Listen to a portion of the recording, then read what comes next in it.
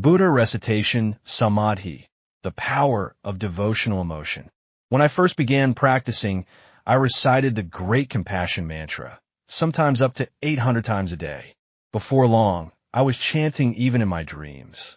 Less than a year into practice, I dreamt of Avalokitesvara Bodhisattva.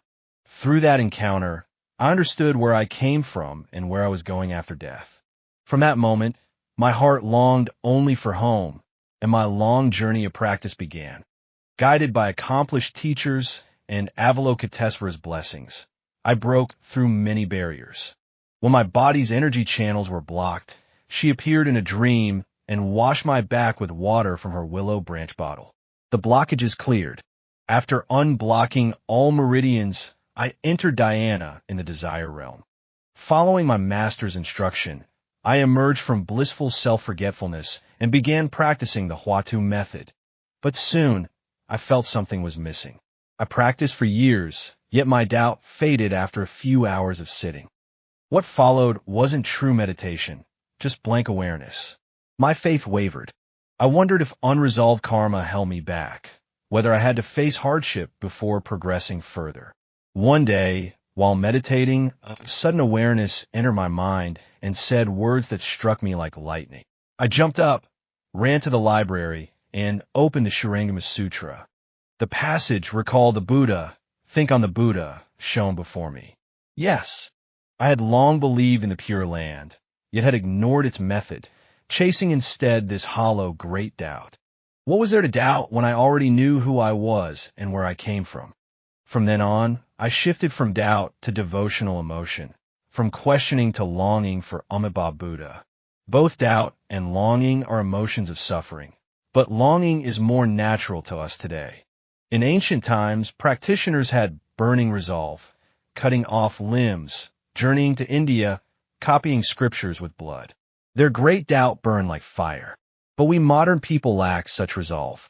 What we have is deep attachment and yearning. That's why Shakyamuni Buddha taught that in the Dharma-ending age, the Pure Land method is most suitable.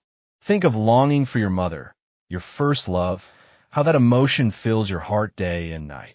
If you could channel that same devotion toward Amitabha Buddha, everything falls into place. So I began practicing Buddha Recitation Samadhi through this emotional longing, not by mechanically chanting Amitabha, but by holding a single, unwavering thread of yearning. At first, the emotion was intense, and I often ended meditation in tears. Over time, it became subtler, quieter, but constant, even while walking, eating, and sleeping. This is true Buddha Recitation Samadhi, using longing itself to break through all attachments that, as my practice deepened, sexual desires vanished. I saw myself among fellow practitioners, Avalokitesvara and Amitabha at the forefront, as we accepted Shakyamuni Buddha's mission to enter this Saha world and spread the Dharma for 3,000 years. I saw that before we were reborn, Amitabha Buddha spoke directly to us, once in Sanskrit and once in Chinese. People are easy to guide, but Buddhas are hard to transform. This journey spans 3,000 years. One thread of longing will bring you home. My brave ones ride the ship of Prajna, ferrying beings to the other shore. One compassionate thought becomes Dharma rain, nourishing all realms. We all vowed to return. Now, 2,900 years have passed. Only 100 remain before we go home. This single thread of longing became a sword that severed countless attachments. As I practiced, the senses dissolved. Taste faded, smells lost their pull. Sound no longer disturbed me. The body grew light, radiant, and my mind clear. In meditation, even form itself dissolved. When the emotion of suffering finally vanished, the world fell away, and I saw the truth.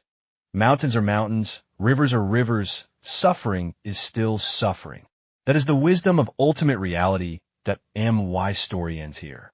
Who I am doesn't matter. If you understand Buddha Recitation Samadhi, you already hold the key to the Pure Land. I probably said more than I should, but that's fine. To you, I'm just a voice, a virtual figure. In this life, I was reborn in Korea to spread the Dharma. For nearly 3,000 years, I've wandered through many lands, fulfilling the vow to uphold Mahayana and guide beings home. May all beings receive the blessings of the Buddhas and be reborn in the Pure Land. May we see Amitabha Buddha and walk the path to awakening together. If even one of you fails to reach liberation, I vow not to attain perfect enlightenment.